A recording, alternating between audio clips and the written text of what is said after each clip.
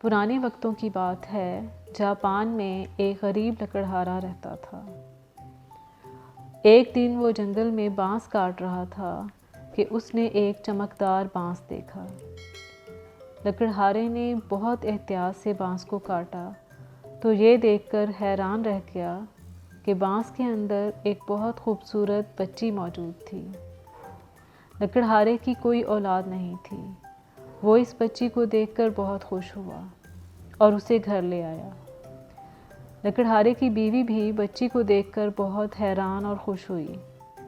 اس بچی کا چہرہ چاند کی طرح روشن تھا، اس لیے انہوں نے اس کا نام کاگویا رکھا، جس کا مطلب روشن اور چمکدار ہے۔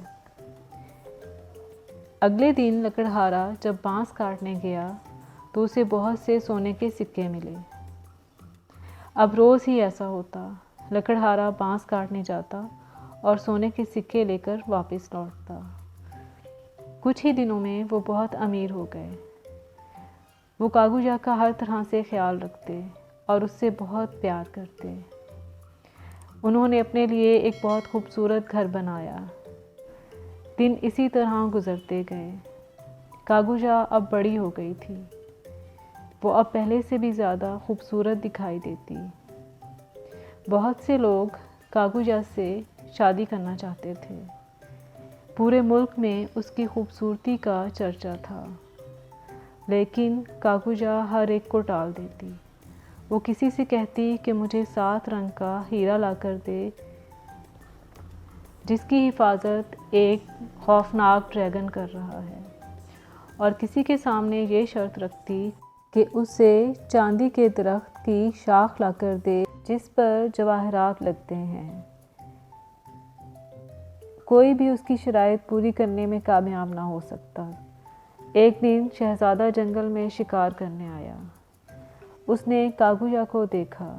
شہزادے نے بادشاہ سے کہا کہ وہ کاگویا سے شادی کرنا چاہتا ہے۔ بادشاہ نے لکڑہارے کے گھر شادی کا پیغام بھیجا۔ لکڑہارا اور اس کی بیوی بہت خوش ہوئے، لیکن جب انہوں نے کاگویا سے اس بارے میں بات کی تو وہ بہت پریشان اور اداس ہو گئی۔ کاگویا نے کہا کہ آج میں آپ کو اپنا ایک راز بتانا چاہتی ہوں۔ میں اس زمین کی مخلوق نہیں ہوں، میں چاند کی ایک پری ہوں۔ میری ایک غلطی کی وجہ سے مجھ سے میرے پر واپس لے کر مجھے زمین پر بھیج دیا گیا۔ میرے ساتھ بہت سا سونا بھی بھیجا گیا تاکہ جو کوئی میری پرورش کرے اسے کسی قسم کی مشکل نہ ہو، لیکن اب میری سزا ختم ہونے والی ہے۔ اس ماہ کی 15 تاریخ کو میں چاند پر واپس چلی جاؤں گی اور میرے پر مجھے واپس مل جائیں گے۔ یہ کہہ کر کاگویا رونے لگی۔ لکڑہارا اور اس کی بیوی بھی اداس ہو گئے۔ لکڑہارے نے شہزادے کو تمام بات بتائی۔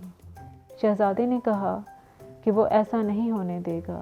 اس نے سپاہیوں کو فوراً لکڑہارے کے گھر کی طرف روانہ کر دیا۔ سپاہی ہر خطرے کا سامنا کرنے کے لیے تیار تھے۔ دوسری طرف لکڑہارا اور اس کی بیوی بھی نہیں چاہتے تھے کہ کاگویا واپس جائے، لیکن کاگویا نے کہا کہ ان کی کوئی بھی کوشش کامیاب نہیں ہو سکتی کیونکہ آسمانی مخلوق بہت طاقتور ہے۔ آخرکار 15 تاریخ کی رات آ گئی۔ آسمان پر رات کو ایک اڑن کھٹولا نظر آیا جو کہ لکڑہارے کے گھر کی چھت کی طرف آ رہا تھا۔ پریاں اس کے ساتھ اڑ رہی تھیں۔ سپاہیوں نے حملے کے لیے آگے بڑھنا چاہا، لیکن ان کی تمام طاقت ختم ہو چکی تھی۔ وہ حرکت بھی نہیں کر سکتے تھے۔ پریوں نے کاگویا کو پریوں کا لباس پیش کیا، جسے پہنتے ہی کاگویا کی تمام اداسی ختم ہو گئی۔ اس نے اپنے والدین کا شکریہ ادا کیا، انہیں خدا حافظ کہا اور چاند کی طرف روانہ ہو گئی۔